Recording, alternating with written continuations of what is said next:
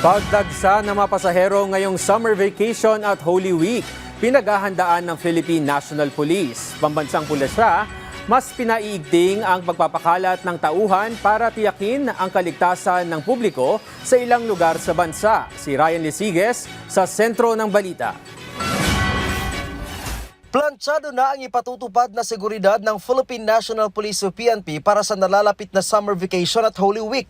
Katunayan, simula Marso 29, itataas na sa heightened alert ang buong hani ng PNP. Magtatagal ito hanggang huling araw ng Mayo. Kaugnay nito ay halos 55,000 security forces ang ipapakalat ng PNP para matiyak na magiging maayos ang seguridad para sa Upland Summer Vacation 2026.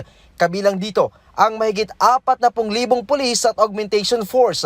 Magpapakalat din ng mahigit 14,000 advocacy groups at force multipliers na tutulong sa pagbabantay. Kasama sa babantayan ng mga pulis ang mga kilalang tourist destination, places of worship, transportation hubs sa terminal at iba pang mga pasyalan. Lahat po ng mga katulad po ngayon yung mga churches, mag-i-increase po tayo ng visibility to prevent po yung mga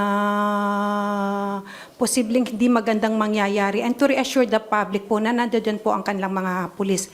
Lalong-lalo na po ngayong summer vacation, yung mga resorts, yung mga beaches, yun po yung mga pupuntahan, yung mga pilgrim places during semana naman po.